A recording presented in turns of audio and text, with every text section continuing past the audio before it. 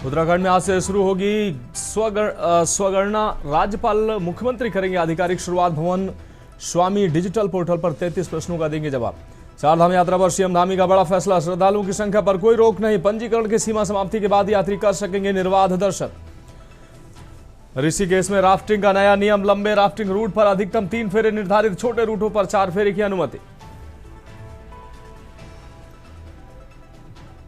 हरिद्वार में ऑपरेशन प्रहार में बांग्लादेशी महिला गिरफ्तार। फर्जी दस्तावेज नेटवर्क का हुआ खुलासा। महिला के पास से मिले कई फर्जी दस्तावेज। उत्तराखंड में सिंचाई विभाग ने 134 जूनियर इंजीनियरों को नोटिस जारी किया। धरना प्रदर्शन से सरकारी निर्माण कार्य प्रभावित होने का आरोप।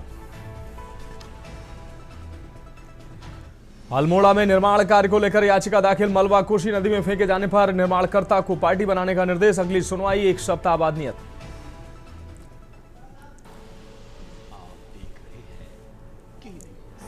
खबरों का सारथी। और अब खबरें विस्तार से।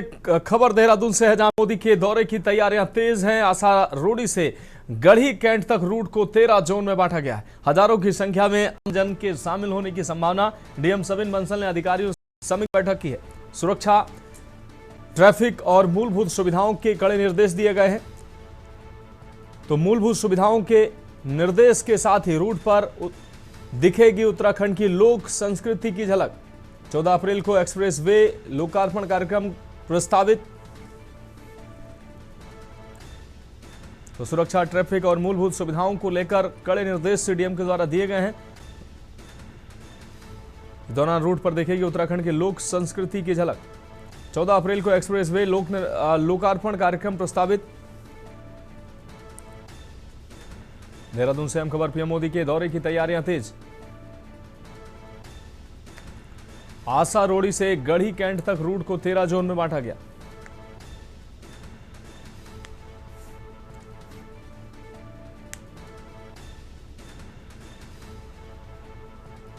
डीएम सविन बंसल ने अधिकारियों संग समीक्षा बैठक की है।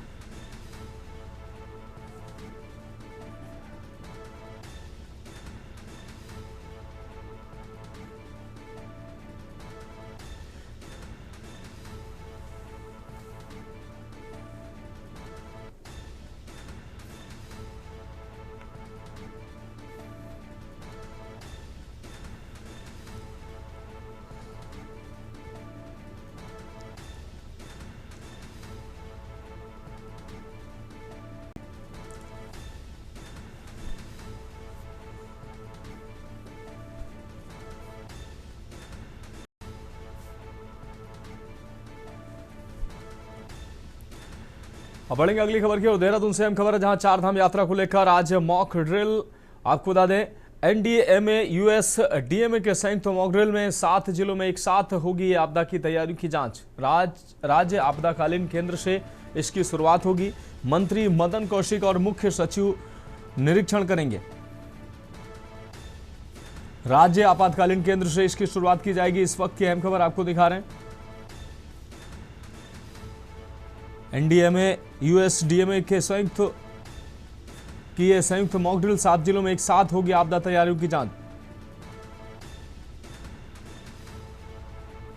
राज्य आपातकालीन केंद्र से होगी शुरुआत। मंत्री मदन कौशिक और मुख्य सचिव करेंगे निरीक्षण। उनसे हम खबर। चारधाम यात्रा को लेकर आज मॉक ड्रिल।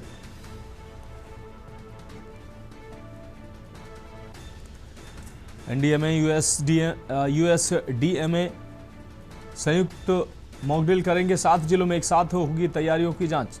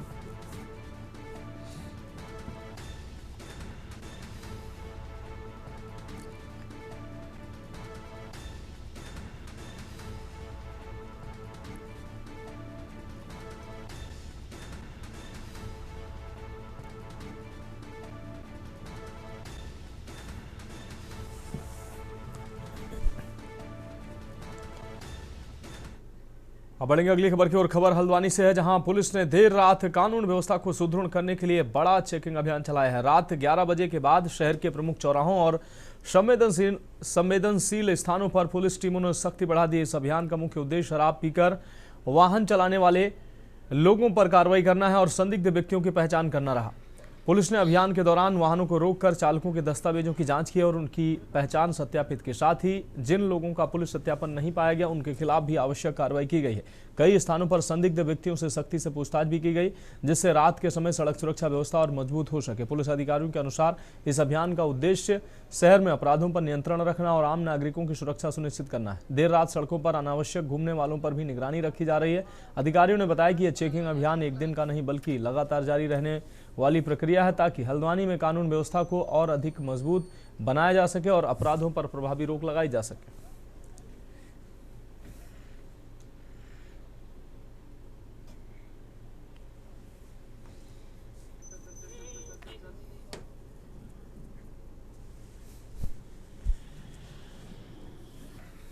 सब जानते हैं PHQ स्तर से ऑपरेशन प्रहार स्टार्ट किया गया है। उसी के क्रम में नैनीताल SSP महोदय द्वारा उनके निर्देशन में ये अभियान चलाया जा रहा है और इसमें लगातार रात को 11 बजे के बाद जो भी लोग निकल रहे हैं उनकी चेकिंग की जा रही है, उनका सत्यापन किया जा रहा है और जो भी संदिग्ध मिल रहे हैं उनका सत्यापन किया जा रहा है और drink and drive, rash driving और अन्य जो भी ऐसी गतिविधियाँ पाई जा रही है जो संदिग्ध है तो उनके खिलाफ कार्रवाई की जा रही है।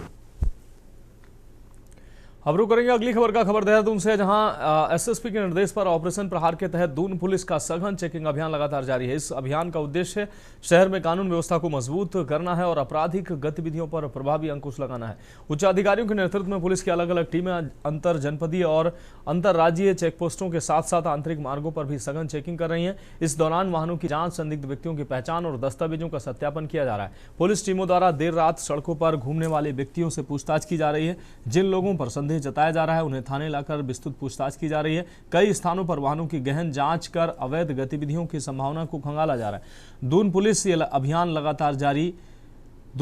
यह अभियान लगातार जारी है और अधिकारियों का कहना है कि शहर में सुरक्षा व्यवस्था को मजबूत बनाए रखने के लिए ऐसी कार्रवाई आगे भी नियमित रूप से जारी रहेगी।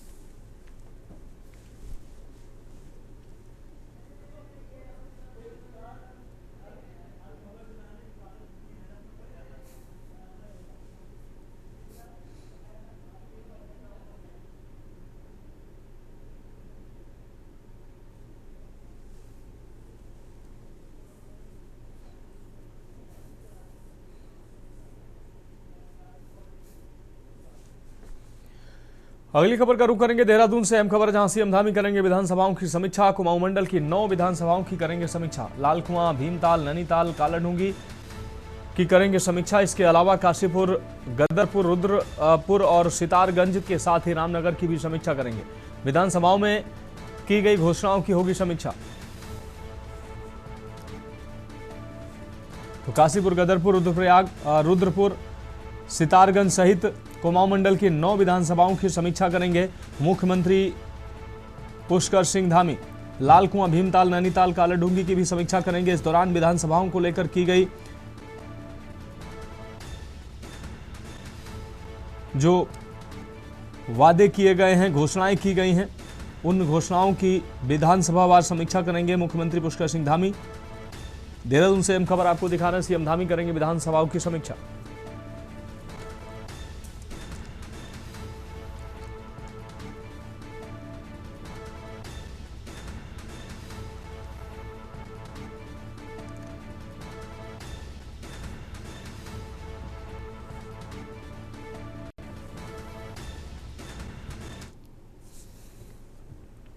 अब बढ़ेंगे अगली खबर की ओर। भारतीय जनता पार्टी के स्थापना दिवस के अवसर पर प्रदेश भर में भाजपा कार्यालयों में एक सप्ताह तक विभिन्न कार्यक्रम आयोजित किए जा रहे हैं। इसी क्रम में भाजपा महिला मोर्चा द्वारा पूर्व में संगठन में कार्य कर चुकी महिलाओं के साथ टिफिन बैठक का आयोजन किया जा रहा है। महिला मोर्चा की प्रदेश अध्यक्ष रुचि भट्ट ने बताया कि पार्टी के 47 वर्षों के सफर में जिन महिलाओं ने संगठन को मजबूत करने और उसकी नींव रखने में योगदान दिया है, उन्हें इन कार्यक्रमों में विशेष रूप से आमंत्रित किया जा रहा है। उन्होंने कहा कि इस अवसर पर गढ़वाली और पहाड़ी व्यंजनों के साथ सहभोज कार्यक्रम भी आयोजित किया जा रहा है,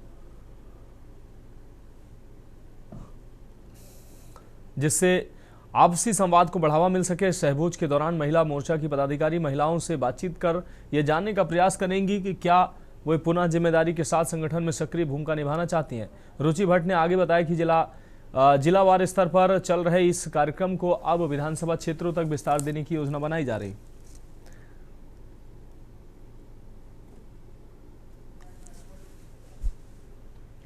प्रदेश में आपराधिक तत्वों पर अंकुश लगाने के लिए चलाए जा रहे ऑपरेशन प्रहार के तहत पुलिस लगातार सक्रिय नजर आ रही। इस अभियान के तहत अपराधियों के खिलाफ सख्त कार्रवाई की जा रही है।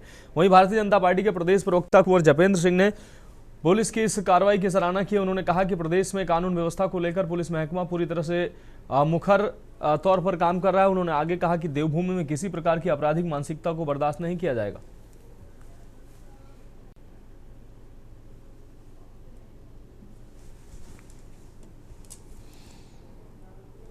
उत्तराखंड का पुलिस महकमा और उत्तराखंड के पुलिस महकमे के जो हमारे डीजीपी हैं वो पूरी तरह से मुखर हैं और सरकार द्वारा युवा मुख्यमंत्री द्वारा जो एक योजना के तहत ऑपरेशन प्रहार शुरुआत की गई है उसके नतीजे भी निकलकर सामने आ रहे हैं।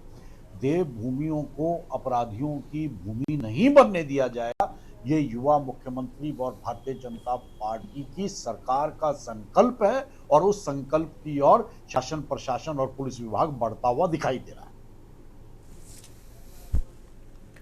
अब बढ़ेंगे अगली खबर की ओर। खबर देहरादून से, जहां भारतीय जनता पार्टी ने चारधाम यात्रा तैयारियों को लेकर हुई बैठक पर उठे सवालों के बीच अपनी स्थिति स्पष्ट की है। पार्टी का कहना है कि यह बैठक पूरी तरह से संगठनात्मक थी, इसलिए इसमें केवल बीजेपी विधायकों को ही आमंत्रित किया गया था। बीजेपी प्रदेश प्रवक्ता मथुरा दत्त जोशी ने कहा कि इस बैठक का उद्देश्य केवल पार्टी स्तर पर चारधाम यात्रा की तैयारियों की समीक्षा करना था, इसलिए इसमें अन्य दलों के विधायकों को नहीं बुलाया गया। उन्होंने कहा कि कांग्रेस विधायकों का अपमान करने का कोई इरादा नहीं है और आवश्यकता पड़ने पर उन्हें भी शामिल कर सुझाव लिए जाएंगे। मथुरा दत्त जोशी ने आगे कहा कि राज्य के मुख्यमंत्री के दरवाजे सभी जनप्रतिनिधियों के लिए खुले हैं। कोई भी विधायक या जनप्रतिनिधि अपनी बात सीधे मुख्यमंत्री के समक्ष रख सकता है।